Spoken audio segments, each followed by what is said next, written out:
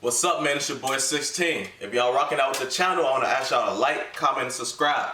Let me know who y'all want to see next. The name I see the most in the comment section, that's who I'm going to reach out to and try to get on my channel. If you really want to support, check out the links in my description. You can follow me on all my social media at 600Shot on Visualz with a Z. But that's enough of me talking. Let's get to the video y'all came to see. What's up, bro, man? What's going on, folks? What you been on? Shit, working.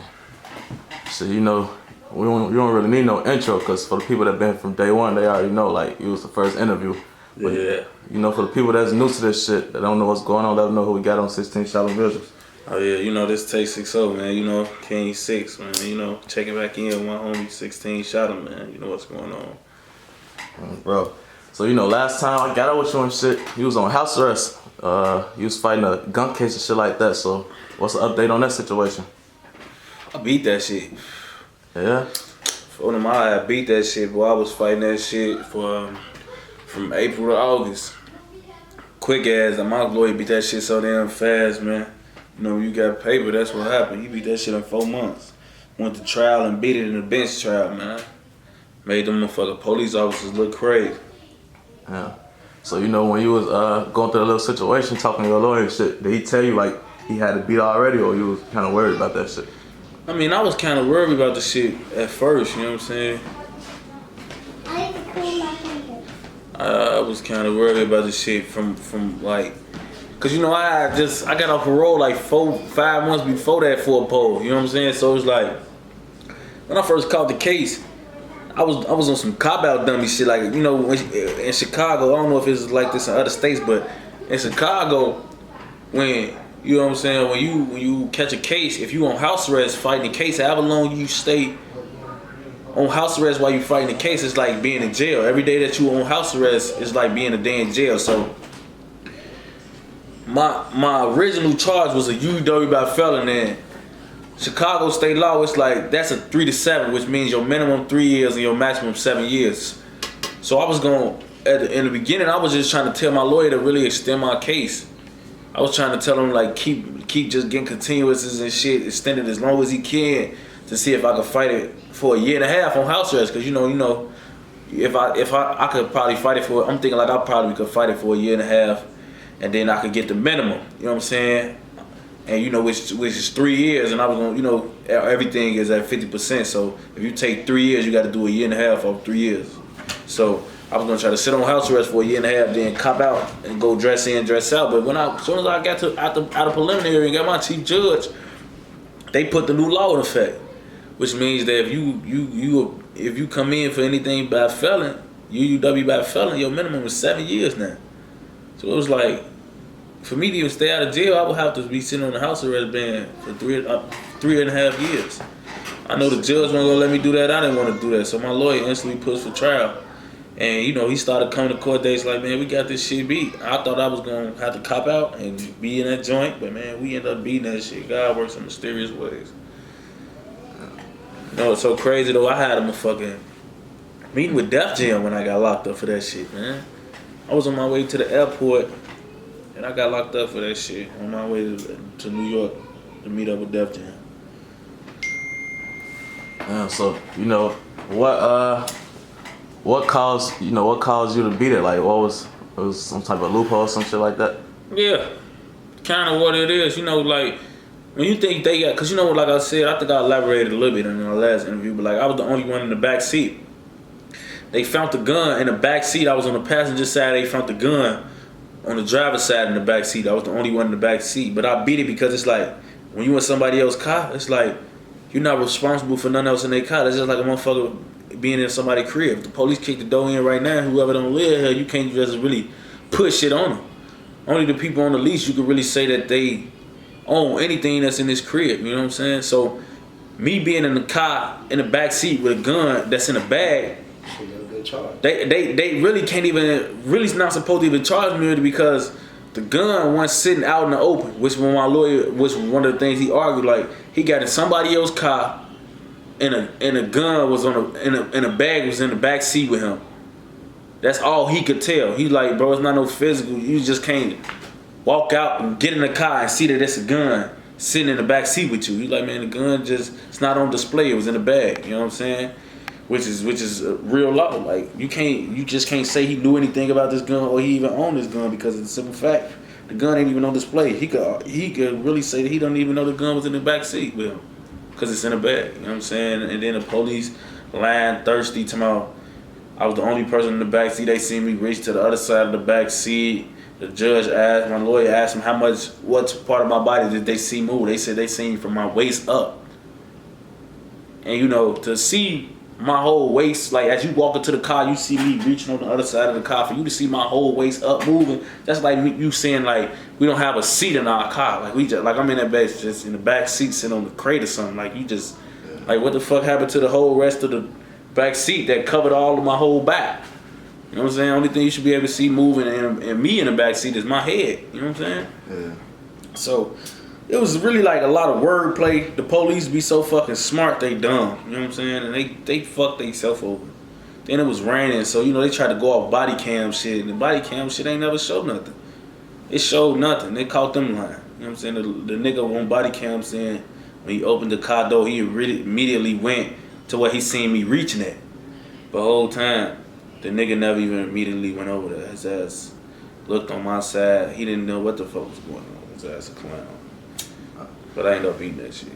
So what caused them to pull y'all over and shit that day? Like, it was just a random stop and search. Niggas be fucking scared when they see 12. I was so in my moment. I don't even be noticing this shit. But on D-Thing grade,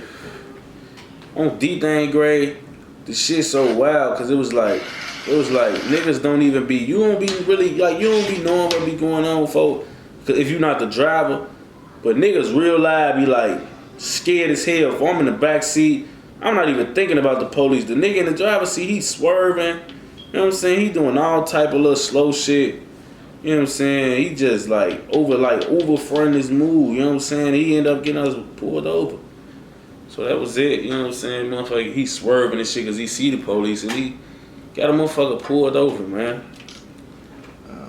That shit crazy.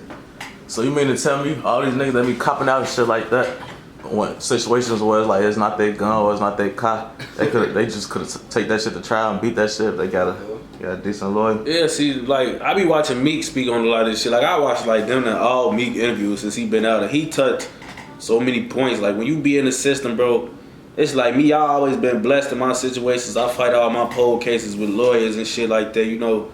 Cause you know I got some paper behind me. I got my own bread, you know what I'm saying? So I kind of could afford to do this shit. I'm bonding out for my cases and shit like that when I can, because the gun case I called before this, when they put a hold on my bond, so I couldn't even bond out. I was stuck in jail. But like niggas a real live cop out because they just getting tired of going to court. They don't have a lawyer. They don't got no real attorneys to defend for them. These motherfucker overworked ass public defenders. These niggas ain't really got your whole case involved. They ain't sitting up at night thinking about how to get you out of jail. These niggas is coming to court with a style of motherfucking pile of stacking motherfucking cases on their desk, and they just like, you just a number to them. But when you got hired attorneys, it's like, man, look, you know what I'm saying? You supposed to do your thing. So me, I always trying to come out on top of my shit because of that. But niggas that ain't less fortunate, these niggas be copping out all type of shit. I was locked up in the county. I watched a nigga go in there and take 33 years. I copped out to it like, fuck it, I'm finna take 33 years, boy. I'll take that shit to trial. Bro, look, anytime like that, bro, what the fuck is the difference? That's right, that's what I'm saying. Like, what the fuck? Bro, what the fuck is the difference of you going in there taking 33 and you going to trial losing and getting 35? Bro, you gonna give yourself to them people like that? You might as well make them do their job. You might beat this motherfucker and don't do no time. By the grace of God, you know what I'm saying? But niggas be copping out because they broke as hell, or they just in a fucked up position. So, you know, I understand. I'm thankful that ain't my case, but it be like, that shit real life be serious, bro. Niggas get tired of just like, bro, that shit is exhausting. Like for niggas that ain't never been to jail, like it's like the people that's on the outside world going to court for niggas that's in jail. Y'all don't even see how they prepare us to go to court. Like niggas be having court at 10 o'clock in the morning, 12 o'clock, noon, 1-ish. Don't go see the judge till 2 o'clock. These motherfuckers been up since 4:30 this morning. Just getting to court. And court is literally like 50 feet in the same building. I've been up since 4:30 this morning to walk 50 feet that way. To be in there for 5 minutes. To get a continuous. Man, you ain't even in there for 5 minutes. Folks, motherfucker can't understand what the judge and the lawyer is saying. They ain't even in there so long, man. Motherfucker in that bitch woo-woo, say like 9 big words, and you just get walked back to the back. Your lawyer literally be having to come back in the back while you in the back. Break it down. And break it down. Like, bro, what the fuck did they, what just even happened? Like, what the fuck just went on? Like, niggas don't even be understanding this shit. Like, you, like, bro, like, going to court, certain niggas getting long continuances, but certain niggas getting short continuances, so these niggas going to court every 3 weeks, 2 weeks, or, you know, even every 30 days, man, that shit is exhausting, bro. You know what I'm saying? That shit is over exhausting. Like, bro, what the fuck? Then after you go to court, you don't get back on your deck to chill to another 4-5 hours sometimes. You know what I'm saying? So after shift, you been up since 4:30 this morning and you ain't get on deck till 4:35 o'clock in the evening. Don't let you miss a bus. You ain't gonna miss the 6. Yeah, don't let you miss a motherfucking, if you in Division 11, don't let you miss that bus. Went across the street. Man, bro, you gonna be pissed in that motherfucker. You miss dinner and everything. That Man, bro, you gonna be in that bitch with a sandwich. That hot meal they coming through at 4:30 after shift change, you done missed that. Now you gotta get a bologna, cause they ain't bringing no hot meals to the motherfucker when you in the cage and the bullpens and shit. So if you ain't on your deck to make them hot trays, cause you only get 1 hot tray a day in the county. You get 3 hots in the prison, but you only get 1 in the county, and that's dinner. So if you ain't on deck when that motherfucking hot tray roll around, your ass gonna end up with a thick ass bologna sandwich. Or motherfucker little ass juice that bitch like a swig. Motherfucker in that bitch, the sandwich is so bogus. Motherfuckers giving their sandwiches away for the juices. DPS. I'm deep thing grade for a nigga gonna trade his food for a beverage, folks. The bologna so bogus in that bitch. Nigga can't even get full. Nigga ain't ate all day and he still gave his bologna sandwich up for that motherfucking juice. For the killer juice. On phone, he in that bitch stomach on Elaine, Elisha, on BD, and he in that bitch, he ain't finna give his sandwich up. So that shit fucked up. So it's like, niggas be in that bitch like copping out. And be innocent. Yeah, and be innocent, bro. That shit is just like, I try to make sure that when I'm in the world, cause I know what type of nigga I am. So when I'm in the world, I just try to make sure I stay on my shit, you know what I'm saying? Because situations do happen. When I caught that gun case in April, I wasn't prepared for that. I mean, I wasn't like thinking I was gonna be going to jail for another gun. Like, I tried to stay out of shit like that, you know what I'm saying? I've been locked up for pipes already before I caught that pipe case early, you know what I'm saying? Just got parole for one, caught one before that, you know what I'm saying? And it's like, bro, oh man, I'm steady catching gun cases, so I don't want to be that type of nigga, you know what I'm saying? But it was like, I was kind of ready for it. I bonded out, 7,500, bonded them up right out, lawyer, you know what I'm saying? And I beat that motherfucker. I went to jail April 14th, or I think it was April 11th or April 14th or some shit like that, and I had beat the case by August 14th. Literally. God damn it, you know what I'm saying? 120 days, I was done. You know what I'm saying? That shit crazy. So you think the system, you think the system set up for people to cop out? Because everything take forever, from the shit in jail, the court, like everything. Bro, I feel like jail is a fucking scam in itself. I feel like, bro, it's like, you know, them people, that's why they don't let niggas out of jail. They make it so hard to get out every time you go back in. It's because, bro, they get paid to keep you. Like, what the fuck, you want them to let you out of jail, sweet as hell, and they ain't gonna make no, they make $100 and some off you a day. This one nigga, every day, $150 a day. Some shit around there, they make like $33,000 just to house you and cook. Bro, I'm talking about these niggas getting, these niggas getting sacks off keeping you in jail. That's why they place your court dates around, man. Nigga could be going to court every 5 days, man. On phone them. You see, like, bro, it just proves it because niggas like me, you know what I'm saying, bro? It's to the point where you catch a gun case, if you in jail, you gonna fight that gun case for a year at least. If you stuck in the county and you can't bond out or you got a hold, you gonna fight that gun case for 12 months at least. But if you out here in the world, bro, I fought that shit for 4 months. I didn't even know that type of shit was heard of.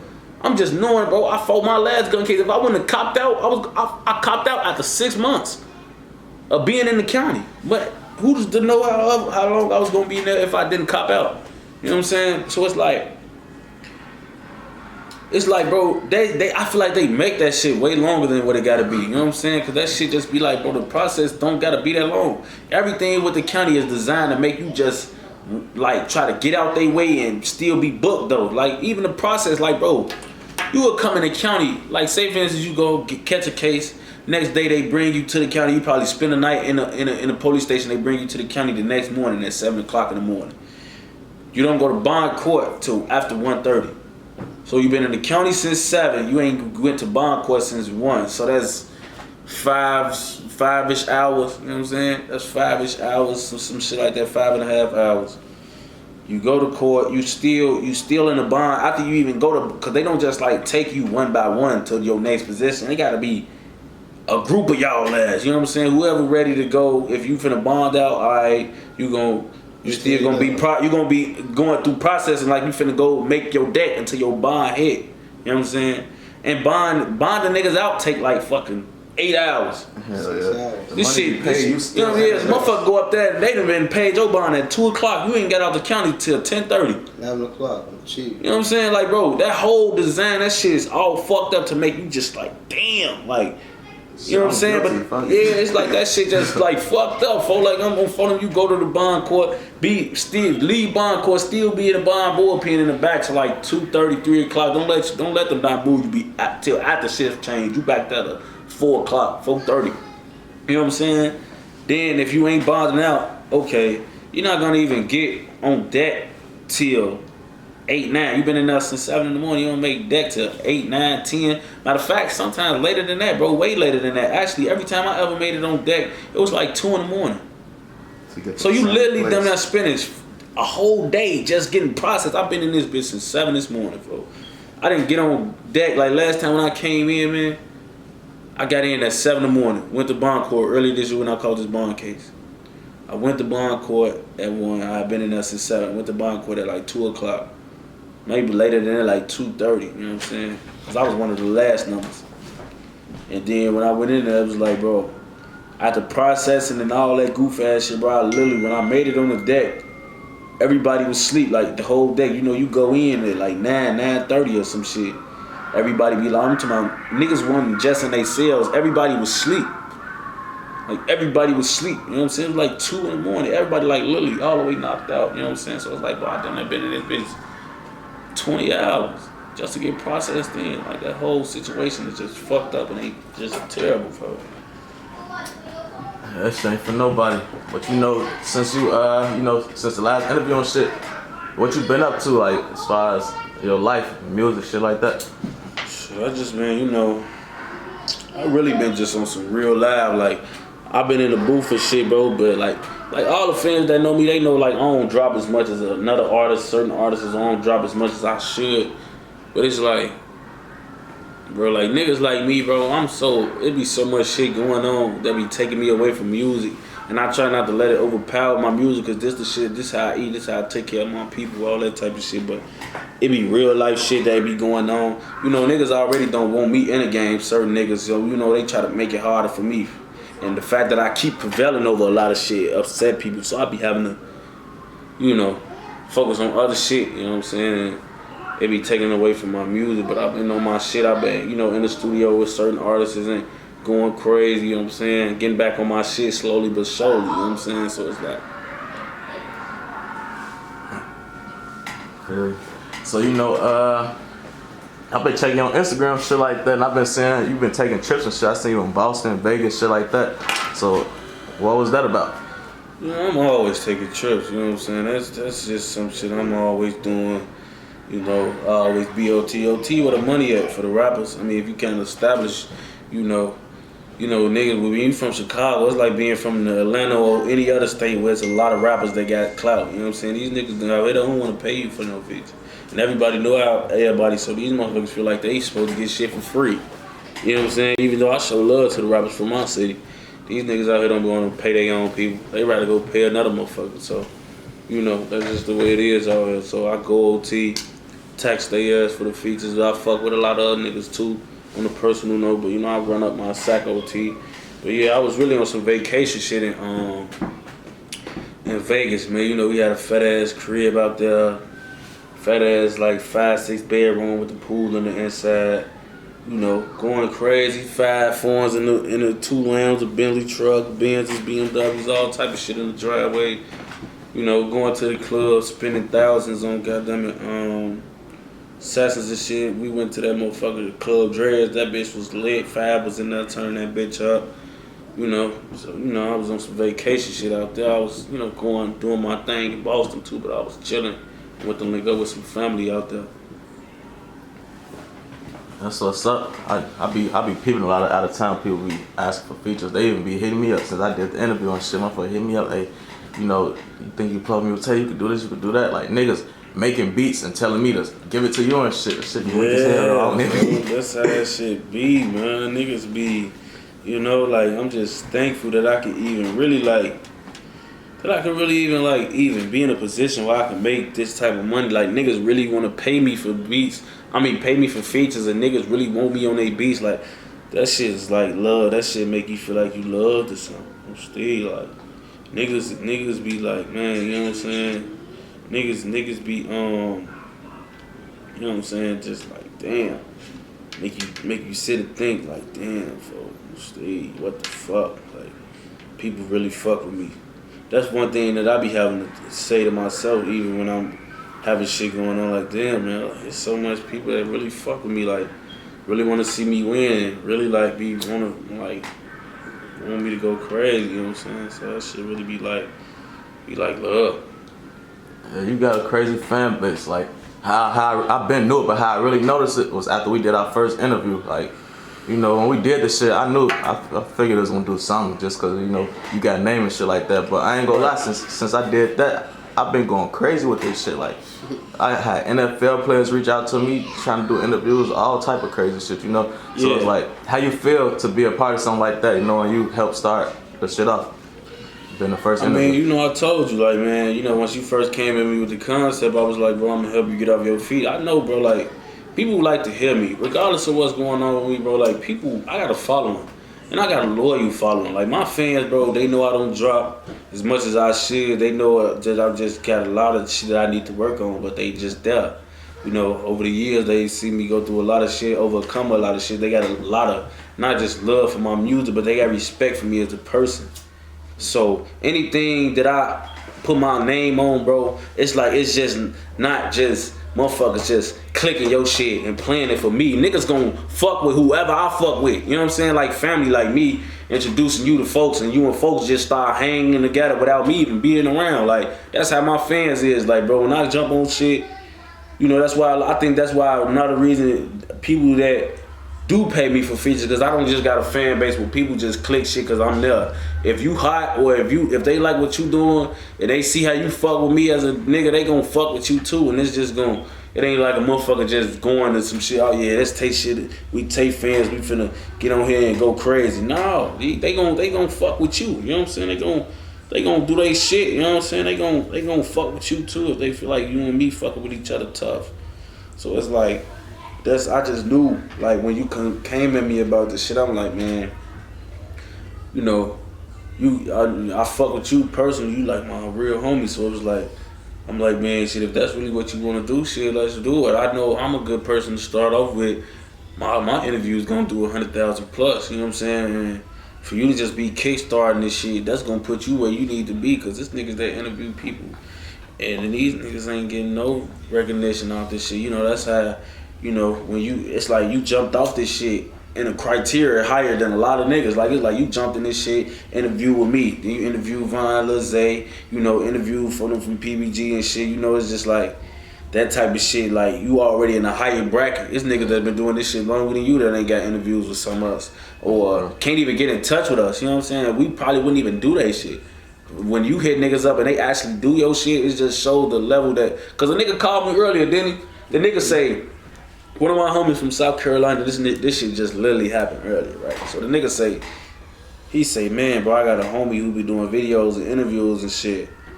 He say, man, bro, the nigga wanna fuck with you. I said, all right, send me his information.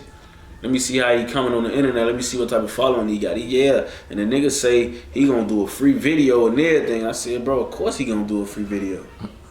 Like, no bullshit. Like, bro, I believe in paying a nigga for what they worth, bro, but like, when I do shit like, bro, like, even with you now, it ain't even like, bro, like, you got your own following now. Like, it was like, basically, when I did the interview first for you, I ain't getting nothing out of it, you know what I'm saying? But I was helping my homie, you know what I'm saying? But now, like, our interviews, you got your following now, you know what I'm saying? You got people coming to your channel just for you. You got shit with other people doing hundreds of thousands of views, you know what I'm saying? You got your own following. You got a lot of subscribers, you know what I'm saying? And I ain't gonna take credit for all that shit, you know what I'm saying? So it's like, now it's a mutual thing with me and you. I just helped you get off your feet, you know what I'm saying? But this nigga, like, bro, I don't get nothing from that, you know what I'm saying? I didn't get nothing from him. He said, yeah, he gonna do a free video and everything. I go on his Instagram. He got like 900 followers or some shit. You know what I'm saying? And it's like his YouTube channel is not on the crumb. And it's not like, I don't want to make it like diminish him or nothing, or make him feel like I'm belittling him or nothing. But it's like, bro, you called my phone for one. You know what I'm saying? I didn't even reach out to y'all. You feel me? But you called my phone, and on top of that, you try to say, yeah, I'm gonna do a free video. Like that was some shit that I was supposed to fine over or something. Like damn, woo woo. Oh, you gonna do it for free? Yeah, all right, come on, bet, let's go. Bro, you gain everything from doing a free video. You gonna have to do it for free. You don't have no like clout established or nothing. You don't have nothing really going for yourself where it's like, I should be happy that you even doing anything for free. You know what I'm saying? So like, what the fuck you making it seem like I even gotta do anything with you at all? I told my homie, I said, folks, he gonna have to send me a deposit. I'm charging him to do some shit with me. You know what I'm saying? It's like, bro, but it's like... It makes sense, though. Yeah, you know what I'm saying? You just can't be giving out game for free out here, for I ain't finna be doing interviews and motherfuckers. You niggas got motherfucking 11 subscribers and, you know what I'm saying? You got 11 subscribers and you got 17 followers on IG and shit. And you talking about, yeah, I got this Tay600 interview coming ASAP, woo woo. Nah, you ain't finna give me like that. You know what I'm saying? So it's like, but with you, like I said, bro, you know, your shit, I knew you was gonna go crazy. So, you know, unfortunately with Zach being dead, I knew it was like the avenue was kind of open for shit like this to happen. You know what I'm saying? It's like Zach kind of held it down, and he had to fight his way to this shit too. Like, it wasn't just given to him. You know, he had people that was interviewing motherfuckers already in the game. He had to do this shit for a lot of years before his shit really got off the ground, where he could go out of town and motherfuckers from New York and LA and Atlanta wanted interviews with him and shit like that, bro. He had to do that shit for a long time. My first interview was even being in a Zach TV interview was like 2012 or some shit. You know what I'm saying? Right. And that shit like 6 years ago. And it wasn't even my interview, it was E-Day shit. You know what I'm saying? So He was doing shit before that. yeah, you know what I'm saying? So it's like he was doing it before that. You know what I'm saying? So it's like, you know, he had to put in a lot of work for this shit, and by him being gone, it was like I knew the avenue was gonna be kind of open for you, you know what I'm saying? So I'm like, yeah, we gonna do that, bro. Let's do it, you know what I'm saying? Got that shit off the road, and now, you know, we going crazy, bro. You don't need no more interviews from me, even though we gonna rock these bitches, you know. You got your lane now. You giving niggas clout now. You know, you charging for this shit, all type of shit. Niggas want some 16 shot them exposure on folks. They want some of that real exposure. They thirsty as hell. They, damn, I got a 16 shot on. That's like being on World Star to these niggas, folks. Bro, that shit surprised me. Like, I knew it was gonna do something for me, but I didn't think it was gonna really, like, this shit really started a career type shit. Like, this ain't man no shit I'm just doing just to, you know, like, this shit really working type shit. There's money in this shit. Like, Zach ran up a sack off YouTube. You know what I'm saying? Like, bro, anything, like, I get paid every month. You know what I'm saying? From YouTube. Like, niggas real life get residual income just sitting on their ass, bro. You got multiple interviews with over 100,000 views. That shit gonna generate you money, and it's like it's gonna generate you money for a long time now. It's gonna decrease over time.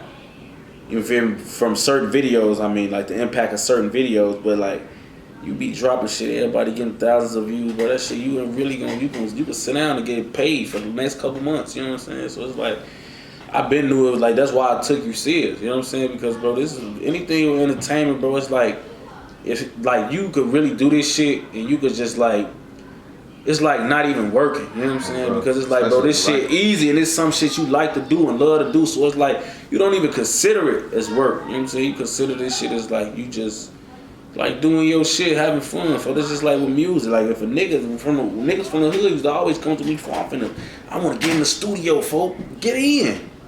For real. Get the fuck in. I will put you in the studio. You know what I'm saying? Because that shit real, bro. Like you could really eat off this shit, bro. Niggas coming out of jail get rich off rap. This used to be like that for sports, but like you really gotta, niggas had to really like make this rap shit be serious. Like, bro, you can really get on off this, and then you don't gotta go do 4 years in college or play 5, 9 years in your whole motherfucking life. Like basketball and shit, bro. You can wake up and just go viral in one day. See what 6ix9ine them did? Them niggas turned their whole life around in 12 months, which is fucked up on this end because his ass ended up catching a Fed case.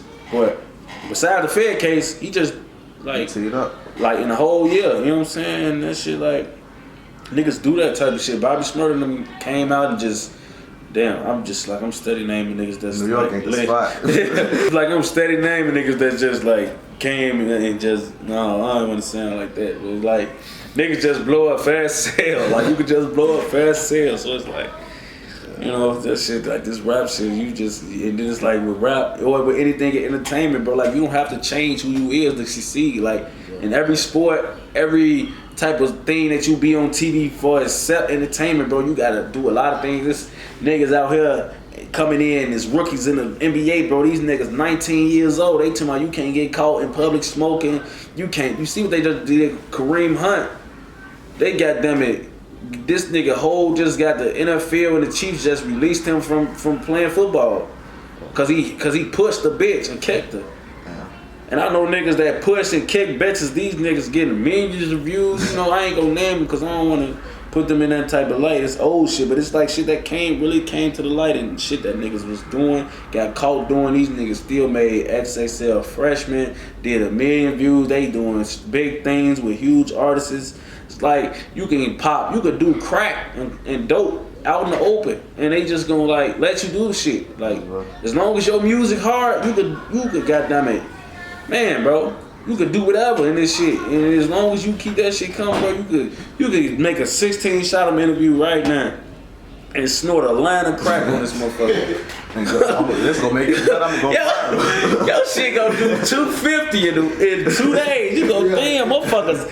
Raheem 16 does a line of crack on his. Niggas gonna be in that shit. Bro, you see how Future and they rap about doing drugs all day, and if you was somebody else, bro, that'd be looked at as like, you a fucking drug addict. This nigga shouldn't be doing nothing. But in music, bro, that shit is hit. That's the lick. That's because you're your own boss. Can't You know what I'm saying? You can make your own lane. You could be rich and successful in music off not doing drugs at all, like Lil Yachty and them. You know what I'm saying? He just a young nigga getting to it. And he marketable. That's why he get all the Sprite commercials and Target commercials, Reebok endorsements and shit. And then you got niggas that's just like Future and them. These niggas talk about drugs, and these niggas still got big speaker commercials and shit like that, and they just doing their shit. They got all type of shit that you think niggas that rap about what they rap about wouldn't even have.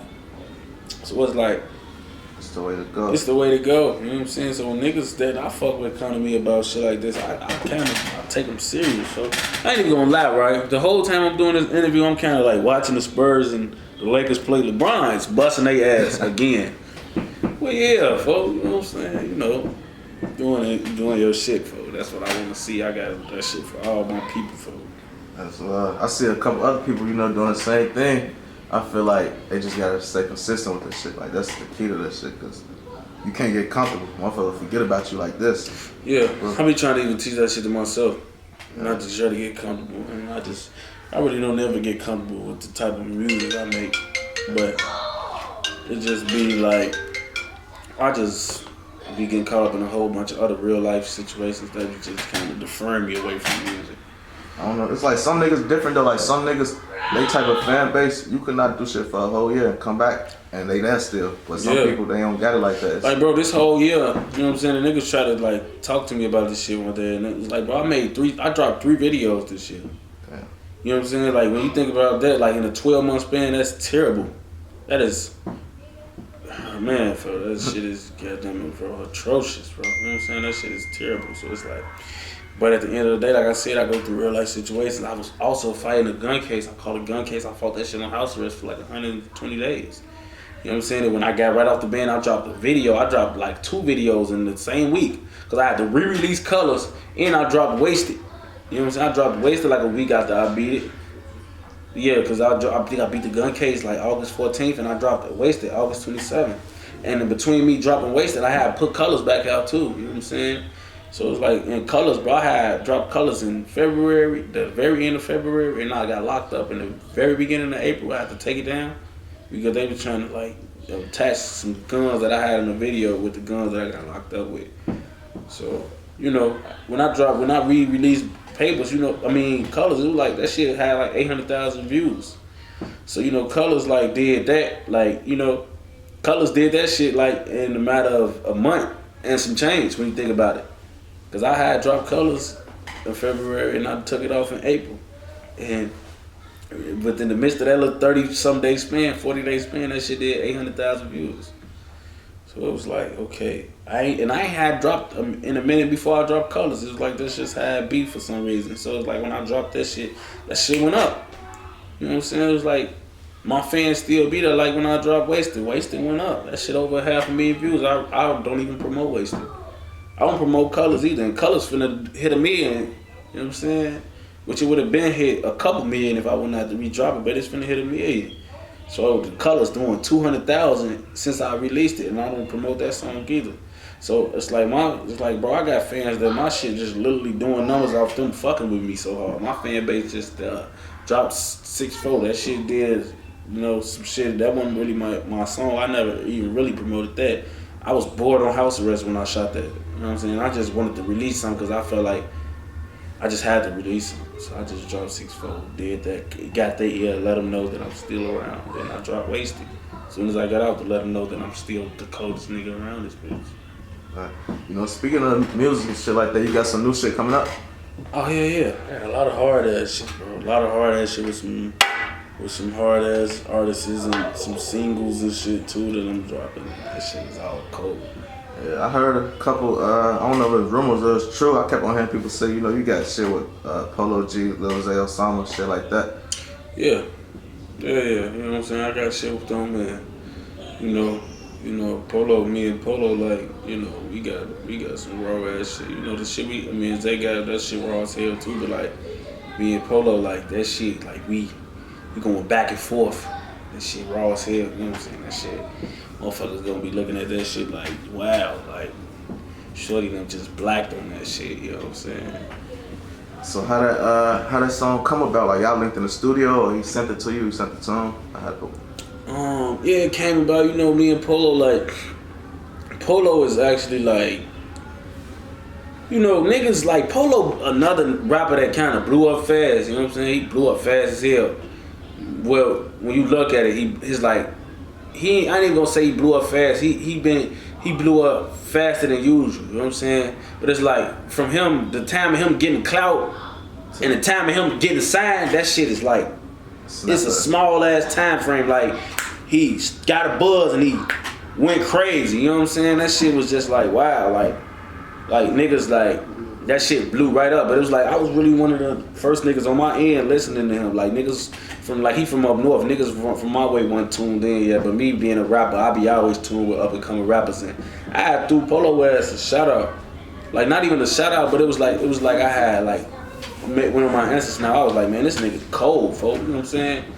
And I never even knew my little sister knew him, and my little sister told me one day, she like, man, Polo said that was what's up. You know, you saying that about him and shit. And it's like, bro, the reason why it's like certain niggas, some of these artists, bro, these niggas like to come around and try to like give you shout outs and shit when you already got your clout. But me, bro, like these niggas be like, these artists that be at the top, they be already listening to niggas that's at the bottom. Cause these niggas that's at the top be stealing shit too. You know what I'm saying? Niggas, that's what niggas don't be understanding. That's why whatever nigga from the top that I was cool with or I had in my circle, bro, I always make sure I let his ass know he was a regular nigga to me. You know what I'm saying? And I never got on no fan shit with him or nothing, because at the end of the day, I know that it's like, bro, it's hard to like for you to not be listening to these niggas, bro. These niggas raw than some of the niggas that's up at the top in the game. You know what I'm saying?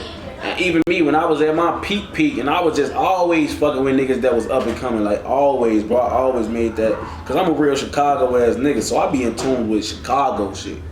You know what I'm saying? But like, I had to just let niggas know, like, sure, that nigga raw as hell. You know what I'm saying? And, you know, like, I guess that's when, like, he basically, like, you know, kind of fucked with me since then. And it was like, that was like, you know, I never even knew it, because it was like me and him started talking right after that situation occurred. It was like it was just going on down the line. I followed him on the gram and shit. He followed me back. You know, and it was just like, shit. Yeah, I been my little cousin from his hood. My little cousin Ball, he from his block and shit.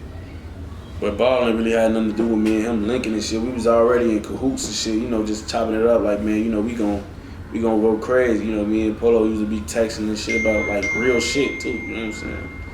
And you know, giving each other positive vibes and shit like that. And I was in New York and he came to New York. He had signed. He had signed with Columbia and shit. And I was already out there doing my shit and I texted him and shit. And another reason I fuck with that nigga too, cause he's just like, he not no Hollywood ass nigga. He just, niggas, I know niggas that just like, when this shit happening so fast, bro, these niggas can't take that shit. You know what I'm saying? So they can't take it.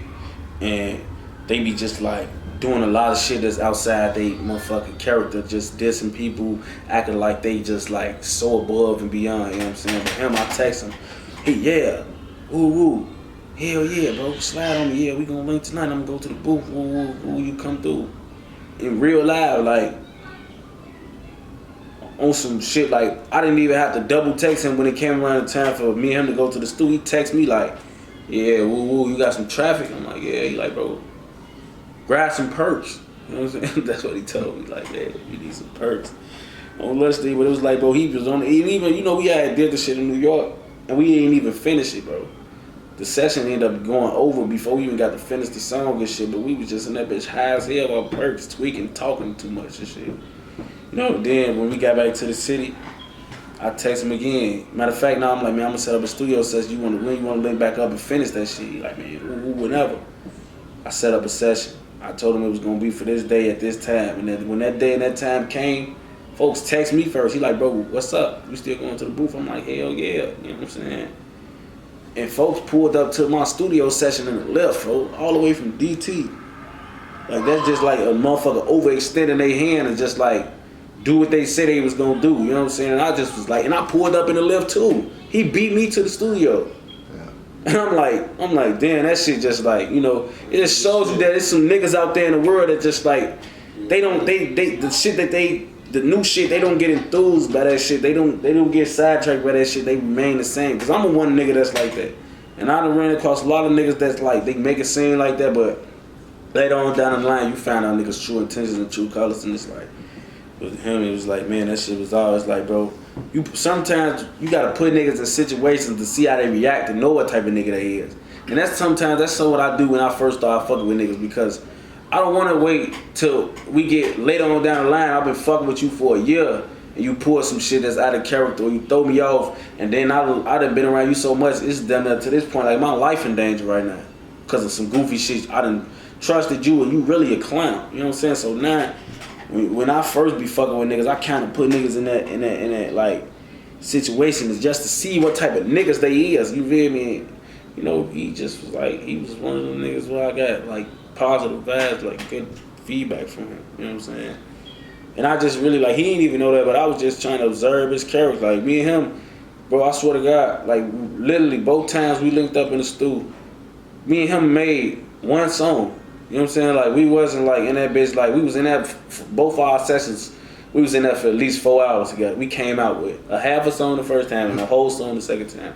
Yeah. But that's because we just be in that bitch talking, like, just in that bitch, like, we spent so much of the session just talking about real shit. You know what I'm saying? It ain't even about no clown shit. You know, he even spoke to me about the situations that I be going through, and he was just like, bro, you know, I don't really want to say what the motherfucker was just like our whole conversation, but he just basically let me know, like, man, niggas, a lot of reason niggas be like calling themselves like not extending their hand to you is because they be worried about cutting their hands off, niggas cutting ties with the niggas you don't like, you know, and being the nigga that you don't like got more than you. You know what I'm saying? It's like motherfuckers that ain't got their head on straight and don't want to work. These niggas want cosigns and shit like that. These niggas gonna fall for that shit. You know what I'm saying? Because these niggas they feel like if they get a cosign from this nigga or this nigga get called fucking with them, these niggas gonna blow up from them.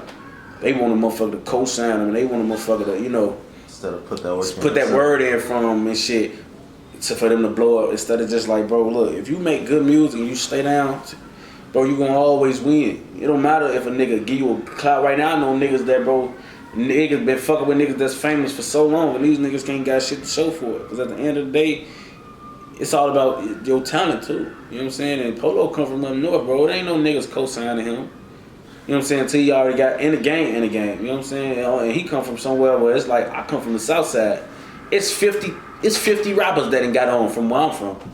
You know what I'm saying? From my vicinity. You know what I'm saying? It's rappers that got a lot of clout. It's rappers that, you know, got a lot of shit going for themselves in my area. But where he come from, it ain't no niggas like that. For once you get up north, only rapper that's on any type of tip out there is like that's on some global shit. Like niggas really like everywhere respect him, and he made his own impact on this shit. Pappy. Other than Pappy, niggas ain't like no up north shit ain't really going. Like you got Tay600 too, but I'm talking about like on some a big ass humongous scale like Pappy. You know what I'm saying? So it's like. Him being able to initiate and no shit like that, it's like, bro, it's like he stayed all the way down. Only thing that made him is working. You know what I'm saying? Him. The only thing that made him is him. You know what I'm saying? So it's like, niggas like him, he gonna understand. Like, bro, you don't need that type of shit. He signed a deal with Columbia off doing records by himself. You know what I'm saying? So it's like, and I always preach this to niggas too, because I got and meetings and label meetings and you know shit like that. I was just being myself, bro. You know what I'm saying? My club, when I first was getting my club, bro, it was because I was dropping bangers by myself. Like when I was coming up in this shit, bro, I got tired of niggas associating me with Rondo and them. Even though that was my homie, all that Tay600 up them Ruger shit, I had to kind of separate myself from that. I had to create my own self. I didn't want to be that's Tay600 up them Rugers. He just dropped, that's the nigga that Rondo be talking about in his songs. No. That's the same, cause I watched Fredo do it. When Fredo was just Fredo in the cut, that's a scary sight.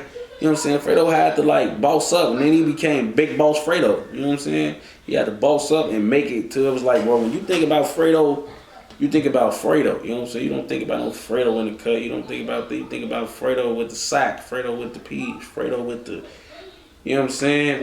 With the SSI, the CEO of SSI, Savage Squad record. That's what you think about. When you think about Fredo, the nigga that had 1 million pints and had 1 million P's, you know what I'm saying? That's what you think about when you think about Fredioski. So it's like, that's what I wanted to do. I wanted to make my own name from this shit. So it's like, I know niggas capable of doing that shit. And then it's like, when I was doing shit with the guys, I was like, making sure I stood out. Like when I did 600 Part 2 and shit like that, I stood out. I wasn't no nigga that was like, I made niggas like, I remember Hood on them like, everybody heard the song before me for some reason, 600 Part 2. They like, man, you sound like you been doing this shit. Yeah, I gotta stand out when I do shit. And really it's like, there ain't too many niggas fucking with me. And if I do get on the song with a nigga that's actually raw, it's gonna turn me up. That's why the shit with me and Polo and them so hard, because it's like, I do a lot of shit with niggas. Well, I ain't gonna say I do a lot of shit, but I did shit with niggas that ain't just like as talented as me. So it's like, not to say I fall back. It's like I don't put out no weak shit at all. All my fans will tell you that, but it's like, you know, I get a little cushion when I'm working with people that's like ain't as talented as me. But when you a raw ass nigga and niggas you going crazy, oh yeah, I'm finna eat you up. I'm finna get on my shit, nigga. Like, shorty done went crazy. That's why I wanna do some shit with her so bad. That shit gotta happen, because it's like, bro, at this point, bro, that's one of the only niggas I feel like I'm gonna be able to like. It's like when I got on that shit with Corey Guns. I got a lot of respect after I did that song with Corey Guns, and a lot of people don't even know that I dropped the song with Corey Guns because it was early in my career. But for the motherfuckers that heard that shit with 30 Guns, it's called 30 Shots, I think. That shit surprised me. What the fuck? And I was young. Like, this was like, man, I think that song like that video like 3-4 years old. You know what I'm saying? I was getting my glory with Corey on BD. You know what I'm saying? So just imagine me now. You know what I'm saying? With other lyrical beasts. You know what I'm saying? That's why I listen to a lot of Meek. I listen to a lot of Herb. You know what I'm saying? It's just like that type of shit. I gravitate towards it. I grab it. You know what I'm saying? So it's like, that's what it like back to like what I'm saying, like, you know, being your own man, doing your thing, establishing your own shit.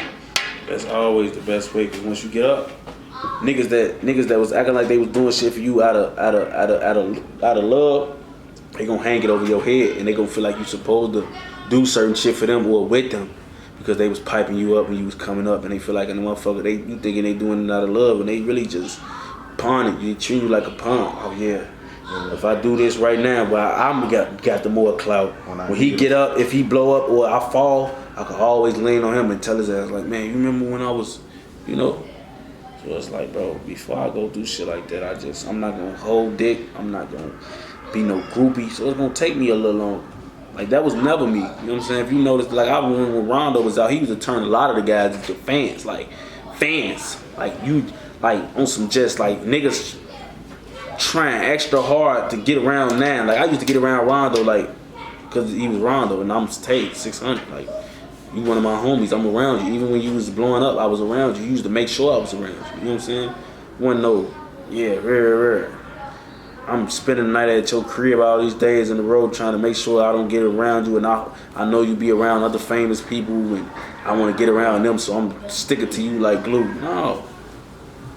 Never did none of that. I was my own man at all times. I tried to make sure I maintained my own image. I wasn't gonna be no groupie for no nigga. I wasn't finna be doing all that extra shit, bro. I'm gonna get up with you when I get up with you, and we gonna do it like that. You know what I'm saying? Ain't gonna be all that extra goofy clown ass shit for you know what I'm saying? So it's like me, I'm my own man, and I respect other niggas as they own men. At the end of the day, that's all I'm trying to say. Yeah, that's the best way to be, because I feel like people that try to ride somebody else's wave, even if you do get hot, I feel like they don't last long, because they ain't, you ain't blow up because of you blow up because of that person. Yeah, like, bro, like, people don't even understand, like, the advantage, like, bro, even with me, I always tell rappers, like, bro, rappers literally, like, rappers that starting all the way from the bottom, they'll literally DM me, right, and be like, Tay, bro, do you got any advice for rappers that's coming up, that's starting all the way from the bottom? And I just be like, really? No, I don't got no advice, like, it's cause I'll be lying, you know what I'm saying? I didn't even come all the way from the bottom. Like, I came from the bottom, but I didn't come from your bottom. Like, you was beneath me, like, under me. Like, when I came in rap, bro, it was like, fortunately in my defense, the fans kind of already knew who I was because of other people. You know what I'm saying? Really, when I came out, they wanted to know, who is this nigga? It was, can this nigga rap? That's what niggas was saying about me. The fans had to wonder that. See, when niggas coming out, motherfuckers, the fans even trying to figure out who the fuck is you? Where you from? What you do? You know what I'm saying? When I came out, the fans already knew who I was, where I was from, and what I was doing. They just want to know if I could rap now. So I got a lot more exposure. My first video did a couple 100,000 views.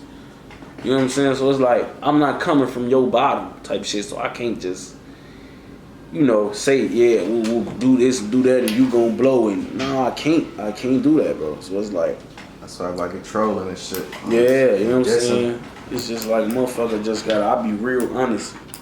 Like I say on myself, I'm just honest as hell. You know what I'm saying? Honest, over honest, I try to be over honest. But you know, I was looking on the internet, I forget who posted it, but they were saying something like M-Thing back in jail, some shit, but he just got out. What you say he did, like 4-5 years or something like that? Yeah, M-Thing did 5 years and 4 months. Damn, he right back in? Yeah. Yeah, that shit crazy. Yeah. So you know like what's the situation with that? How shit looking for him? Man, really, I don't really know what's really like, you know, all I just know is what I could expect, because I just went through the situation. I'd have been locked up, you know what I'm saying? I done been arrested after I was, you know, like, his situation kind of fucked up. The situation is kind of like fucked up. It's kind of crazy. Hey, Granny, baby. Hey, man. Hey, son. Oh, thank you. You ain't my son. Boy, you don't get out here. Hey, son. Get out, go, hey, son. Yeah, but yeah, you know what I'm saying? The situation with nothing is kind of crazy because, you know, like, I don't know, like, before I speak, I'm gonna just give the fans a parental advice, but like, I'm a real friend at the end of the day, right? I'm a real nigga, so I'm not just gonna talk highly of people, my niggas, cause they my niggas. Like, if one of my niggas fuck up, I'm gonna call them on it, you know what I'm saying?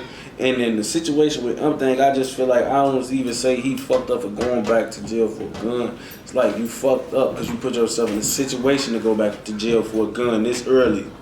Like, when I first got out of prison in 2016, bro, I ain't gonna lie, you couldn't pay me to go outside with a pistol. My first 6 months out of jail.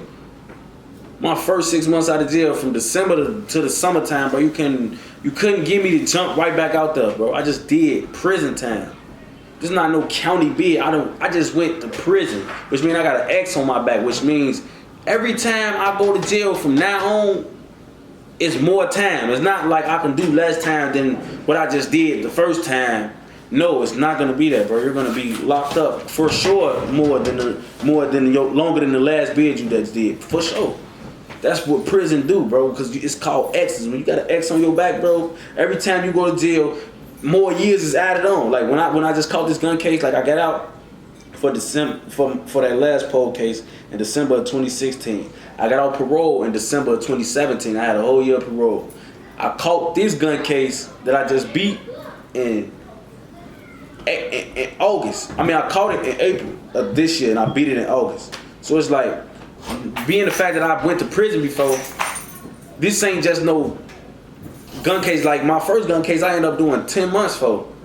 You know what I'm saying? Which I could have did less time than that, but they upgraded because they was trying to say I was a street gang chief. That's what they had in my charge. They said aggravated UW by street gang chief. They was trying to say like I was like one of them people from 600 that was, or Black Disciple that just really was doing a lot. You know what I'm saying? So it was like they kind of added a charge to make my charge go from like my minimum being 3 years. I mean my minimum being 6 months and my maximum being 3 years.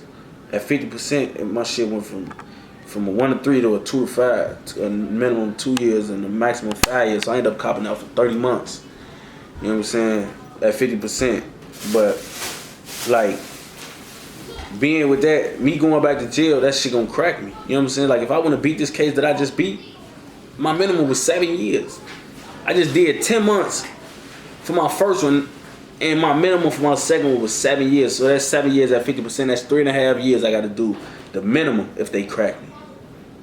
You know what I'm saying? And it's like, bro, thank God, like, I was able to bond out and fight this shit from the real. Like Malik, I'm thinking he was on parole still. You know what I'm saying? And he was on house arrest still.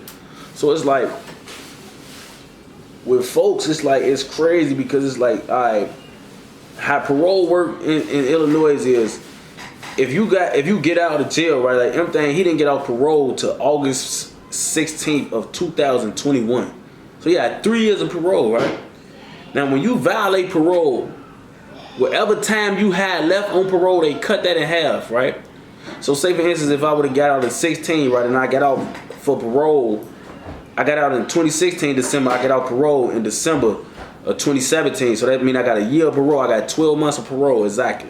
So if June come and I catch a gun case and I got 6 months left of parole, what they gonna do is they gonna, all right, you got 6 months of parole left. They gonna cut that in half. So I'm gonna have 3 months of parole left, and that whole 3 months that I got on parole, you gotta do that in NRC. Now if you've never been to prison in Illinois, NRC is the most fucked up part of the prison transition. Like you going from NRC to your real joint where you're gonna do your time at until you get out.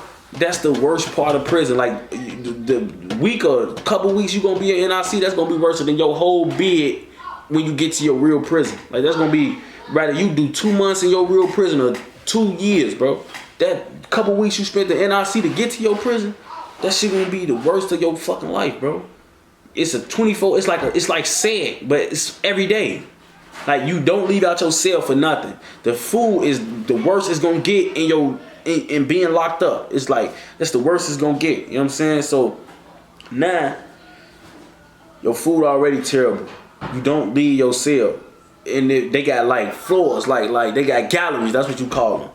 If you want a third gallery, like only people that see any movement is like when you bring new people on in wings, like they call them wings. Like you on T wing, they got A to Z wing.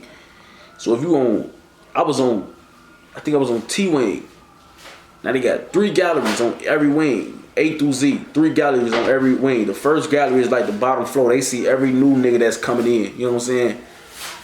If you on the second gallery, I can't even say if you see anything at all because I ain't never been on the second gallery. But I'm on the wall. Yeah, but on the third gallery, you up there just looking at nothing. You don't hear nothing. All you hear is when the COs come on the deck, you hear their keys ringing. You hoping that they finna bring you some mail or it's child. You know what I'm saying? Or his child. You know what I'm saying? Then when you in NIC, when you go to the store, it's a limit on what you can buy. So I could already only spend $30 in 1 month. Then y'all telling me how to spend my $30. I can only buy 6 cup noodles. I can only buy 1 big bag of chips. I can only buy, like, you feel me, 2 honey buns, shit like that. And all this shit supposed to last me for 30 days. Motherfucker gonna eat that shit in 2 days. You know what I'm saying? That shit crazy. And this shit supposed to last you for 30 days. Bro, I was in NIC for 13 days. I lost 12 pounds. Like, that's how much you gonna fuck up in NIC. And it's like, when you been in prison and you know the consequences of you fucking up and going right back, bro, you gotta think, you gotta use that, bro, to like fuel your energy to not want to catch a case at all or even just go back so quick. You know what I'm saying? It's like, bro, like when you jump right back in this shit, you making them like, I ain't mad at him for having no pistol or whoever had it around him. I'm not mad at that or none of that. You know what I'm saying? But my whole thing is, bro, you know what the consequences is if it come your way. You know what I'm saying? So if you really don't want to get involved with that type of shit, bro, you gonna have to make it wait for you to, like, you feel me, for you to just stay out the way for a little bit, bro. Like, he ain't gonna, if he don't make it to no, like, he ain't gonna get out of NIC till February of 2020. Cause he had 34 months left. He was only out like 60 some days, so he had like 34 months left on house arrest, on parole. So they cut that in half. That's 16 months. He gonna do the rest of this year. He got locked up in October. He gonna do the rest of this year. He gonna do the whole next year, and he gonna get out to 2020 or NIC. Assuming he's still fighting the gun case. Now he could cop out, but your minimum gonna be 7 years, just like mine. You catching a UUW by felon, just like me. My minimum was 7 years. So if you taking the trial, if you cop out, you're gonna have to cop out to a minimum of 7 years. That's at least you be in jail for the next 3.5 years of your life.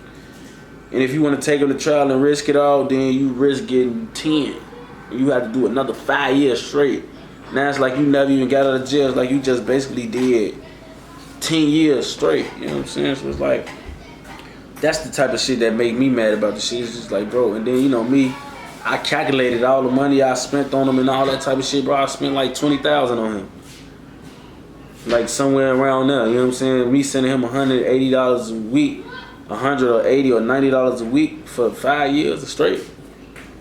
And sometimes it was more than that. That shit adds up, bro. Like, it was a lot of times I told a lot of niggas no to tell you yeah. Cause I thought you was gonna get out and be on your shit, bro. And now it's like you just fucked up all your plans in mine. Cause you know this my right hand man, so it's like, bro, motherfuckers had shit playing together.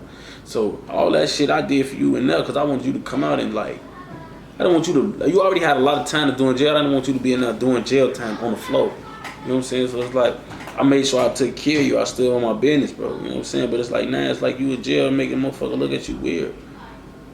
Then, you know, you kind of burnt bridges and shit when you was out. So it's like motherfuckers just like, I don't know. It's like, it's tough. It's tough. It's tough. You know what I'm saying? It should be tough. So since he been locked up, have y'all had any words with each other? I ain't talked to him since, you know, he in NIC, so he only get on the phone once a week for 10 minutes. Yeah. You know what I'm saying? It's like when he talk, like his mama called me like to ask me some shit and, you know, see if I could like get her some insight on how to address the situation what he got going on now. And it was like, okay, I was on top of my shit. I told her that. I never even talked to him directly because he only get 10 minutes. So she talking to me quick and I'm trying to talk to her quick and give her info and shit and, you know, shit like that. But it's like, motherfuckers damn, they finna lose, man. But, you know, shit like that, bro, that shit was kind of crazy. So it's like, you know, I ain't gonna be able to really talk to him like that. You know, a lot of, you know, you've been locked up for a little minute, so a lot of fans really, they know his name, but they don't really know too much about him. Like, what type of person was he, like, as far as personality-wise? Was he laid back, cool, hot head, shit like that, or what? Yeah, he laid back. You know what I'm saying? He laid back and he hot head at the same time. He like to fight and shit like that. He get mad quick. You know what I'm saying? He's he got a bad temper like me. You know what I'm saying? But you know, shit like that. You know what I'm saying? Not too much crazy. Just you know, like he think is his brother. You know what I'm saying? So I was just asking because, you know, his name, he kind of had a name, so I was trying to wonder, like, you know, like, why do so many fans know about somebody that y'all almost never heard speak? Like, you know. I mean, that just come from niggas like me, you know what I'm saying? the fans DM me that a lot, like, man, you know, I only know about so and so because of you, you know, because a lot of times when niggas, you know, the fucked up part about my area, they only talk about the niggas they want niggas to talk about, you know what I'm saying? But I always been one of them niggas like, you know, Joe Philly been locked up since before we was even hanging and doing that type of shit, but I always been advocating free Joe Philly or advocating free Trigger, advocating free Mike Main, you know, niggas that the fans don't even know about, but these niggas that got 20 years, 10 years, 8 years, shit like that, way before niggas even blew up, been locked up longer than 9, 22, Mac, all these niggas, you know what I'm saying? So it's like, these are the niggas that I try to advocate, not like I got nothing against the niggas that they always talk about, but it's just like, bro, niggas risk their life and their freedom for this shit, and y'all just, niggas go to jail and get up and get cracked, and y'all only talk about who y'all want to talk about. You know what I'm saying? And it's like, that ain't fair to niggas. Niggas already got to look at shit and, you know, they already got to look at this shit with a blind eye. Y'all already don't say nothing about them, so it's like, motherfucker already pissed about a lot of shit. Y'all don't send them no money, so it's like, y'all just, at least y'all can do is just talk about niggas, let niggas know, like, man, we here. You know, there's a lot of niggas from our hood that got cracked, niggas don't even know. Yeah. That shit kind of crazy. So, I was looking, they say, you know, 600Breezy getting an out date. Like, how you feel about that? Shit, I'm happy, hell yeah. I mean, you know, like I said, like, me and Breezy, we not the closest of friends, but bro, once you been down that road, folks, that shit is, no, you don't wish that on nobody ever in life. And then at the same fact, it's like, bro, for some reason, like, even though, like, me and Breezy, like, his case is just, like, too goofy to me. Like, not even on his behalf, I just feel like they just treat him, like, so unfairly. You know what I'm saying? Like, I just feel like that whole situation and, you know, that whole, how they got down on him for, like, the violations that it's like, bro, for one, that's why it's like, bro, I'd rather be in jail to cop out for probation, of an extensive type of probation. Like, if you telling me I'm gonna be locked up for 6 months, but you gonna give me 6 years of probation, I'm not taking that. I'm not doing that, because at the end of the day, he's still going to jail for shit he did in 2012. Y'all like trying to, like, he's violating this shit, but it's like, only reason this shit hurt him so bad because he's on papers for shit that he did 6 years ago, 5 years ago. You can't keep penalizing niggas for that type of shit. It's like Meek Mill, like, bro, how the fuck is y'all gonna keep like reeling this shit on? Like, he been on probation 11 years, bro. And then he said he still don't even get off till 2023 or some shit like that. Like, bro, it ain't even 2020. You saying you gonna be on papers for 16 years when you done? Bro, is you fucking retarded? I would never agree to no shit like that, bro. They locking this man up for popping willies and shit like that, bro. Come on, man. Hell no, folks.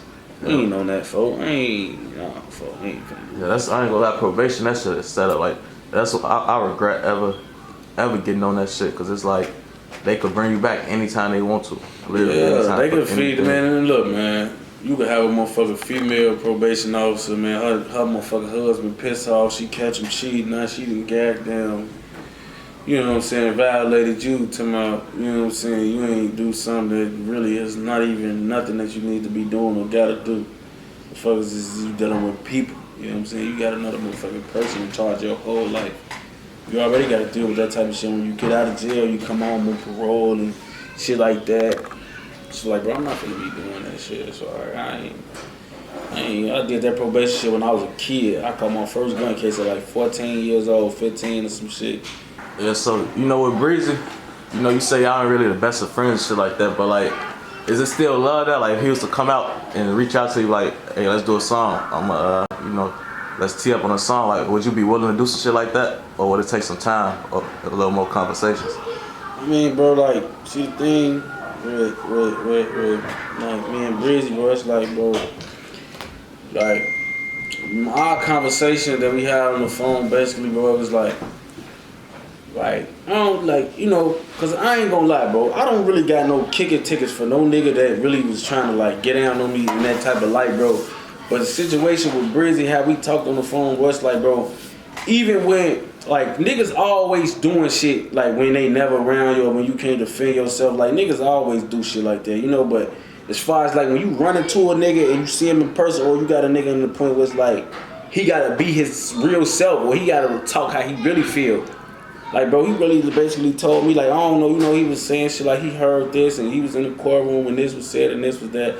Okay, he said that when he got on the interviews, but when he was on the phone with me, and y'all, I mean, whoever listened to the conversation, partial of it, they heard what he said. Like, he basically told motherfucker, like, I was going off that shit because other niggas around me was trying to force that shit. You know, niggas was saying this and that and putting it in my head. And, you know, he never even said nothing about, I was in the courtroom and I heard this. He never said nothing like that.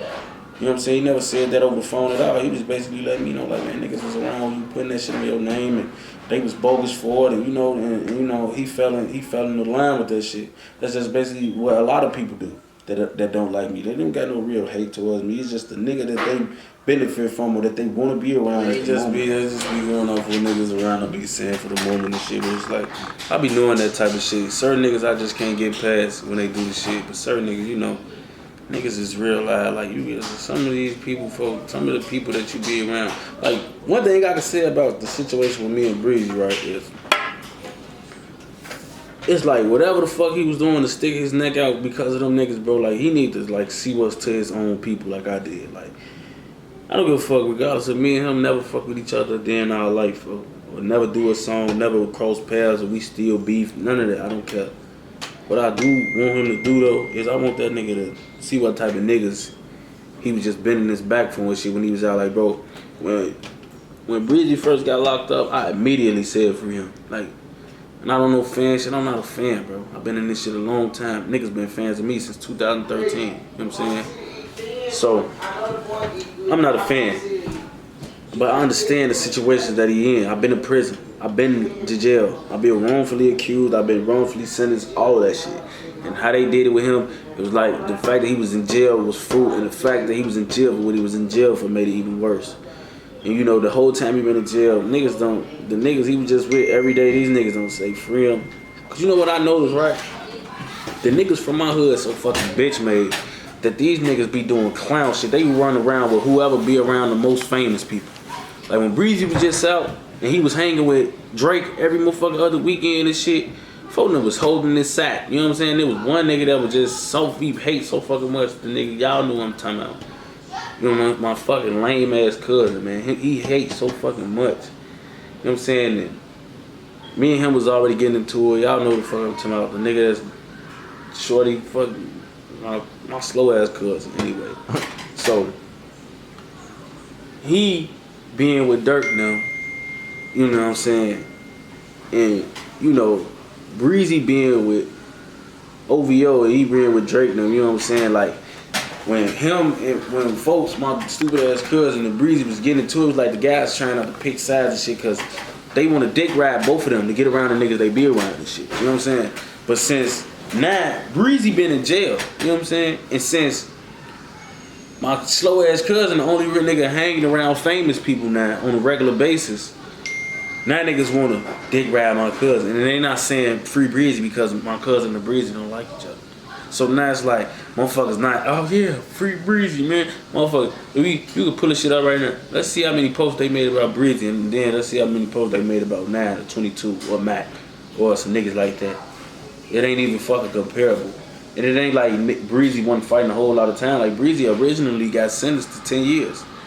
You know what I'm saying? They didn't know if Breezy was gonna get out in the next year, the next 2 years, the next 4 years, the next 5 years, like, you know what I'm saying? Niggas didn't know that Chevy shit. So it's like, bro, Breezy initially got a lot of time. You know what I'm saying? So it's like motherfuckers supposed to been on their ass how they was on his ass. You know what I'm saying? And this shit was just all fake. So when he get out, he need to see like the niggas he be around, when they ain't with you for real, they all with you for what you can do for them. And when the moment you can't do nothing for them, which is when the moment came when he went to jail, the moment you can't get them around Drake and get them and living like rappers, they not gonna mean shit to you. You're not gonna mean shit to them. Yeah, I don't know. I feel like, do you feel like the reason he probably kind of like somewhat squashed that with you is because like he wanted people that don't really need nobody? Cause you know. I mean, bro, at the end of the day, you feel me? Like, I just feel like I don't know if it was none of the reasons. I feel like, bro, niggas just real got a chance to have a real dialogue to ourselves. You know what I'm saying? Not really, bro. I'm not the type of nigga. I didn't even want to record that shit. I really did that for my own self reassurance. You feel me? And when I posted it on some yeah, we chopped it up. Like, you can go read my caption like now, like, yeah, we chopped it up on some sick shit, on some grown man shit. You know, it wasn't like no, yeah, woo, got this nigga Breezy on here saying this. Like, I wasn't on no shit like that. I wasn't on no clout chasing shit. I wasn't on no nothing. I was on some, you know, motherfuckers talk like grown men and made shit right. You know what I'm saying? I mean, I got our differences out the way for the moment at least. You know what I'm saying? But as far as like why he did that, it's like, bro, I just feel like niggas just had to be real. You know what I'm saying? It ain't about who you be around. It ain't about what you gain from nothing. It's about, bro, at the end of the day, bro, just what's your real intentions, what your real feelings is now. You know what I'm saying? Because Breezy, bro, like he said in the partial of the conversations too, like, bro, I've been in this shit. I'm not no new nigga. I'm not no new face. I'm not no shorty in this shit, bro. I'm one of them real members from the block. Niggas threw that shit on my name and that shit wasn't right. They treated me like I was some type of nigga that they could just get down on and say fuck. You know what I'm saying? That shit ain't cool. They weren't supposed to do that. They weren't supposed to even, bro.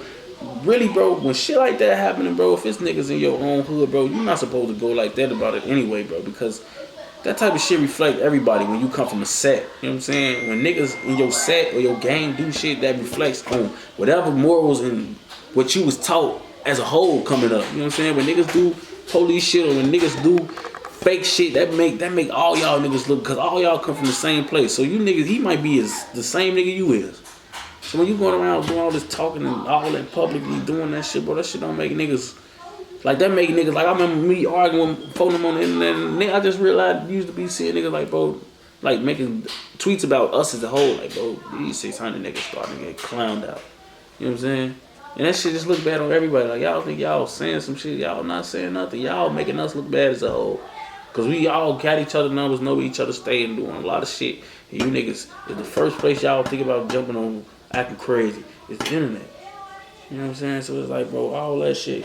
Like I say, the moment you can't do something for a nigga, folk, the niggas gonna hate, man. Niggas gonna not give a fuck about you, man. On Lil Steve, boy, that shit, like, that shit so fucking crazy, folk.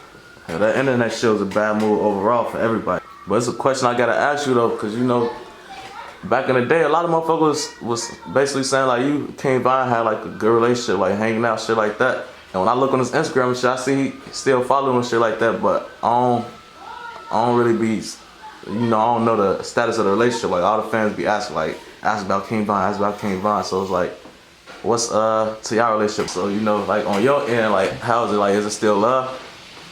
Well, look, I'm not gonna hate no nigga that don't give me no reason to hate him. So if you never gave me a reason to hate you, I'm not gonna hate you. If you don't give me a reason not to like you, I'm not gonna like you. So if a nigga give me a reason not to like him, then I'm gonna say fuck him. But until then, I don't got no reason not to like no nigga. I don't run around hating niggas. I don't run around talking about niggas like bitches, none of that. Unless a nigga gonna have to show me a reason to not fuck with him. And then when a nigga do that, then it's gonna be that. You know what I'm saying? I can't sit around and worry about who a nigga be around, so how he might feel or what he might do behind closed doors. I can't worry about that type of shit. A nigga gotta show me real hate for me to initiate it. You know what I'm saying? It ain't gonna be no, I'm not gonna stress my brain thinking about what niggas think or none of that shit. I'm Steve. So a nigga could be showing fake love, you know what I'm saying? Or a nigga could show real hate. I prefer real hate any day because at the end of the day, I would rather you let me know that you don't fuck with me. You know what I'm saying? That's for anybody, you know what I'm saying? I'd rather you let me know you don't fuck with me better. You know, act like you fuck with me and then you get around certain people and you act another way. You know what I'm saying? So it's like, that's all it be. You know what I'm saying? So like, what? Like, are you the type of person, like, is it possible for somebody, because it ain't no secret that you and Dirk and Book and them, you know, y'all got y'all issues and shit like that. So is it possible for somebody that's hanging around them, like, often to still be cool with you? Like, I mean, yeah, if you your own man, on Steve. There's been niggas that be around them niggas all the time that always try to reach out, you know what I'm saying? And, you know, I done linked up with personally and, you know, shit like that. But it's like, bro, when you got your own brain and you know what's right and wrong, folks, a nigga can't make you do something. And it's like, bro, the fucked up part about them niggas is, bro, they try to make niggas choose sides. Like, they don't even want niggas to be cool with me and them. I don't do that type of shit. I don't give a fuck if you fuck with them niggas, bro. This don't cross me about nothing to do with them. Other than that, bro, let's see, you can live with them niggas all you want to. On Steve, just don't let it come in between what me and you got going on. You know what I'm saying? But when it's on them niggas, bro, they try to make it seem like it's either us or them.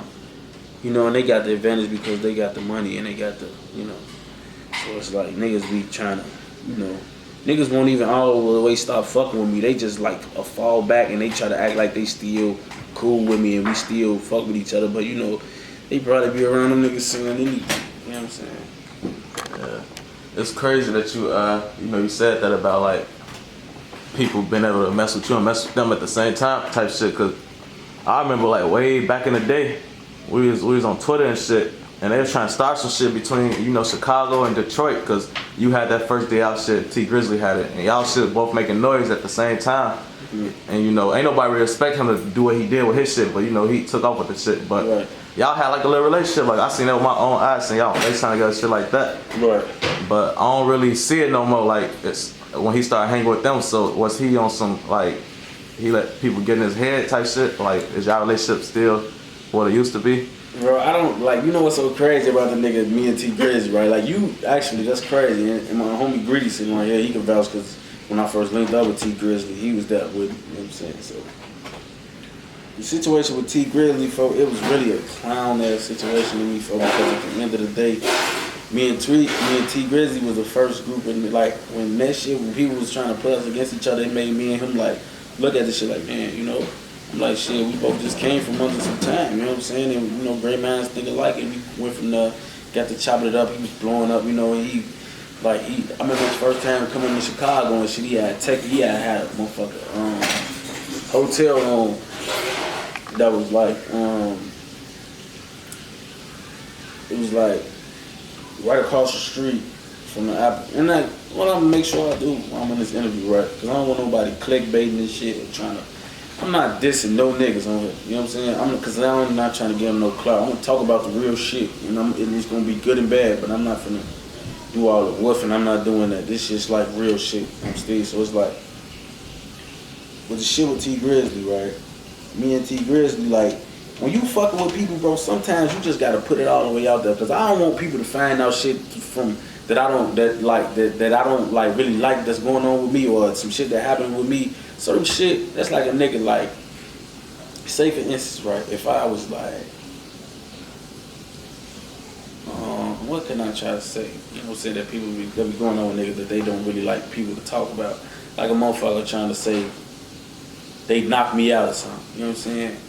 And I know it's a possible chance of T Grizzly hearing about a motherfucker knocking me out and putting me on World Star. So you know what, before I let a motherfucker tell me like, boy, that's the nigga, tell you that nigga's knocked out on World Star, well, I'm gonna tell him myself. Like, yeah, man, a motherfucker knocked me out on World Star, they called me slipping that shit one day, and I'm gonna be a man about it, you know what I'm saying? So when I first met T Grizzly, we chopped it up, and I told him about all that shit. I mentioned the names of niggas that was sleep this and trying to put it on me, and I told him the exact group of niggas and, everything. Like, I just told him everything, and he, like, literally, like, bro, T Grizzly was telling me shit like, man, you gonna be the only nigga from Chicago I fuck with, and yeah, niggas tried to do that on my case too, but at the end of the day, this, that, and the third, like, they can't get away from real niggas, and like, he just had right responses at the time. I asked him about some niggas. Some of the niggas he be with right now from OTF, I spoke on them niggas, right? And he was like, I never fuck with dude and them. Like, real talk, like, really about, like, we brought them niggas up and shit. I never fuck with them niggas, man. I asked him about Snap Dogg. He told me Snap Dogg was a fuck nigga. You know what I'm saying? Like, he told me, like, and Snap Dogg was like a rumor that he had signed to Dirk at the time. So he like, man, yeah. I'm like, yeah. He like, dude, I'm like, yeah, dude. And his homie like, yeah, that nigga, like, his homie was talking about this shit, like, yeah, that nigga he ain't one of those like that, he be talking. I'm like, yeah, man.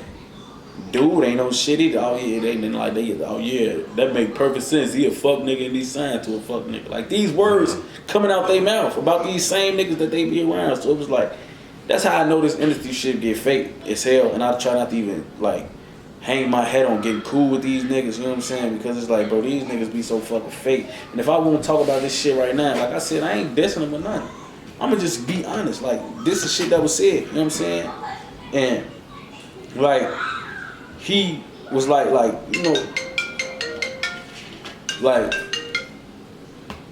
me and T Grizzly, like, we had like he was like real live, like, fucking with me, you feel me? Once upon a time, like, when T Grizzly had come in town, like when he dissed JoJo and that shit got leaked or whatever it did, bro, T Grizzly called me first. He called me and was like, like he was on some like fake, like, I don't know, he was timid about the situation and shit, cause he was asking me about all the niggas that got on his ass, right? He asked me about Swag De Niro, asked me about P. Rico, asking me about King Yella and all these rappers that's like tweaking with him about this and JoJo, and he like, man, bro, what you think? Like you know, I'm on my way out there. Like, what you think? Like when come from this situation? Like, he was really worried about the shit. Like, you know what I'm saying? And I told him, I said, bro, like, me, I'm a real nigga, bro. Like, I don't even diss my own ops in my songs. I been stopped that shit 3 years ago. You know what I'm saying? There's no point. Them niggas know how I am. They know what I do. They know how I get. They know how I give it up.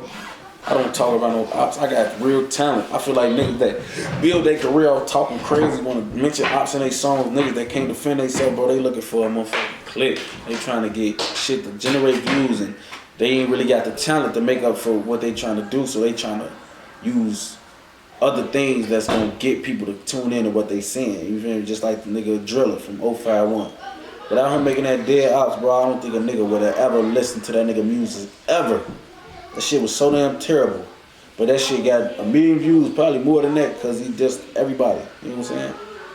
So it's like, he tasked me about this shit, and I'm telling him, I'm like, man, you know what, really, bro, all them rap niggas ain't on the fucking crumb. Lil Master too. Man, bro, ain't none of them niggas on shit. I mean, none of them niggas ain't gonna pull up on you, they ain't gonna blow at you, they ain't gonna do none of that. You probably gotta worry about some other niggas from their hoods, but not them. All them niggas ain't on the crumb. You know what I'm saying? But these niggas started, like, real, I forget, like, when you somebody, bro, certain niggas, bro, that ain't even on something, bro, they'll get on something that day, bro, because you are somebody, and certain niggas will go above and beyond to do something to you, bro. They will go above and beyond. They will risk going to jail, they will risk getting whacked, all that shit, just to nail you, bro. I remember I seen Lil J one day, bro, I seen Lil J one day lacking, bro. He was loafing, he was over loafing, and I was in a car, like, I was on the drive, he was on 61st and King Drive on the other side of the street, coming out the store. He was loafing, I was in the car on the drive, behind tents. All I had to do was bail out and nail him. And the police was like parked on the other side of the street on my side, but they was facing this way, you know what I'm saying? I mean, they was facing that way. So it's like, bro, and it's like, bro, you would think when you finna whack a nigga and you see the police right there, you thinking like your first thought is like, man, let me chill. But bro, I'm real live sitting right here like contemplating, like, bro, should I just bail out and just smoke them on Steve, like, why 12 right here and everything? And it's just like me thinking about it now, like, bro, I was really like I was halfway to like really nailing this nigga right the police was parked right there. It's like, bro, when you with somebody, bro, certain niggas, they gon' give, when you doing certain shit and want to make yourself a target, certain niggas will extend a hand to do something to you. You know what I'm saying? And me, bro, like, I don't diss my ops. I don't let people around me diss my ops, bro. Like, when I go to New York, niggas be always, yeah, bro, woo, what you smoking, bro? Because I be rolling fat-ass woods everywhere I go. They want, what you smoking, Tuka? Nah, I ain't smoking Tuka. Smoking OG. I'm smoking, you know, I don't never, yeah, I'm smoking woo, bro. And then I'm not going to let you do it either, bro. That's clown shit. You're not even involved in this shit, bro. If you're not ready to come to my city and risk getting killed or going to jail for this shit, bro, don't mention no type of shit like that. That's me being 100. So when I seen my slow ass cousins around, they all got him talking about he smoking brick up in the lobby and like he all just, you know, mentioning shit like that. I'm like, what the fuck, bro? Lusty, like, it made me look at him a different type of way. Like, I already looked at him weird because how he just switched up, but it made me look at him like he was just that 100. That's like me going to Detroit and I'm starting to hang with some niggas that ain't like that so time and I'm smoking Dex. What? They don't got shit to do with that. That don't got nothing, like nothing. It don't got shit to do with me, bro. You know what I'm saying? Like nothing at all, bro. This don't got no relation to me. You know what I'm saying? And niggas really gonna die about these niggas and they gonna kill about these niggas, bro. So you coming here like, you coming here dissing niggas and you coming and leaving, bro. Like, it's real niggas that be around you, folks, that they gonna pay for the shit you said, man. You know what I'm saying? Like somebody, bro, even though we already in tour with these niggas, bro, you put like certain shit, not saying it died down, but it be like, bro, niggas don't even be thinking about certain shit at certain times, bro. When you say shit, you got motherfuckers over like thinking about this shit like all over again. That niggas ready, everybody ready to pop out and slide with 50 guns tonight. You know what I'm saying? So So it's like, motherfuckers just gotta, bro, like, I don't never let no niggas like that I be around that's from other states, and any nigga that I know that's from somewhere else, bro, they'll tell you this. Like, I don't never get around and say I'm smoking over their ops. I don't do that shit, bro. I don't say it, I don't do that, bro. Steve, I don't. You know what I'm saying? I don't do that type of shit, bro. So when I see niggas that's not from my city advocating that type of shit, it's clowned up to me. You know what I'm saying? So when that shit happened with him, it was just like, bro, I looked at him different. You know what I'm saying? Then I watched him, you know, kind of get to running with niggas that we all sat and conversated about. You know what I'm saying? And he had negative shit to say about these niggas. You know, that shit with him, that shit, it was real crazy. You know what I'm saying? Like I said, my homie was right there, like, you know, and, you know, I was the first nigga to come to Chicago when he needed pipes. You know what I'm saying? He was calling me, and, you know, like, he was just hitting me every day. You know what I'm saying? And it was like, I don't know how you go from hitting a nigga up every day, talking to a nigga every day, to start and fucking with the niggas that you don't fuck with every day, and y'all become blooders and y'all become very close, and you know, you just like literally fucking with niggas that we sat and talked about or conversated about, and you had negative shit to say about, and you used the niggas you chose to fuck with over me. You know what I'm saying? Then you after that, you let these niggas convince you to do shit that's outside of your character. You got them talking about people you don't know, this and niggas you never stood around or been in tour with. You know what I'm saying? That type of shit, it shows me the type of nigga you is. You know what I'm saying? So it's like, I never understood it. I never really understood it. And I always just used to look at them like, bro, y'all hanging with this nigga, y'all seen what he did to me. You know what I'm saying? Like, that it could be y'all. You know what I'm saying? Not that he did nothing that hurted me or nothing, but it's just like, bro, these niggas be your friends and they be your enemy. This for a lot of niggas. There's so many niggas you see me with and then you just don't see me with. Or in life period in Chicago, you see niggas with niggas, bro. I guess a lot of niggas out of dude in them circle that you seen with them last year that you don't even see with them now. It's just like, bro, these niggas in the nonsense be so fucking climbed up, bro. Steve, he's just like, you know, it's just how niggas be. Niggas be in this shit, you know. Yeah. This shit crazy though. We did this whole interview and we ain't never once bring up the mixtape, 6 Mafia. So what's to that? Yeah, I mean, shit, you know.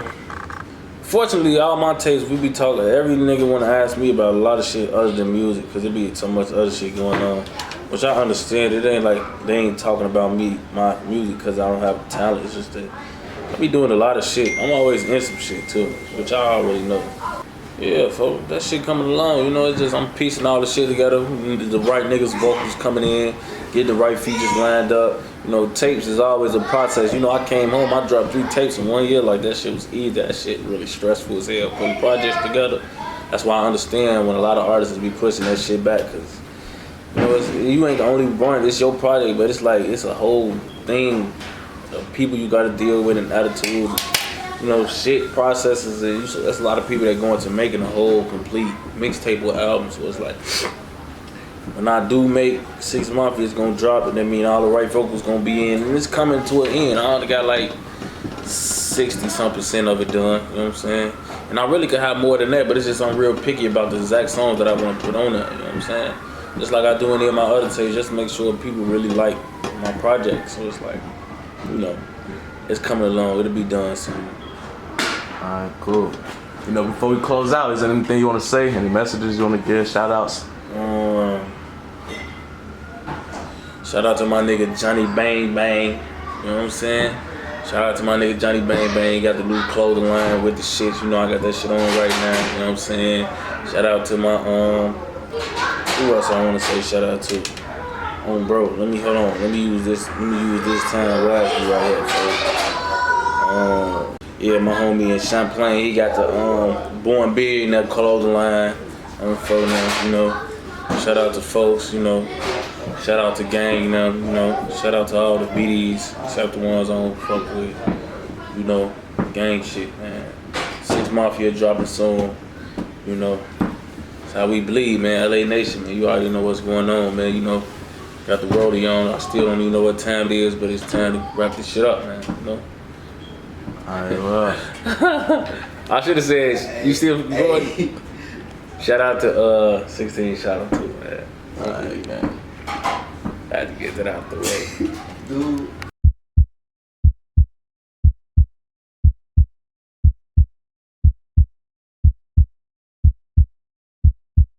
Alright, so look, the reason I started this YouTube channel was to reach out to big artists in my area that got somewhat of a name, a following, fan base. You know, just people paying attention to them. That way I could build up my platform and I could reach out to smaller artists who I feel like got potential, you know, could make it somewhere if they just have the right people looking at them or the right person helping them, somebody paying attention to them. Because there's a lot of artists that got talent, but nobody paying attention, so the talent go unnoticed.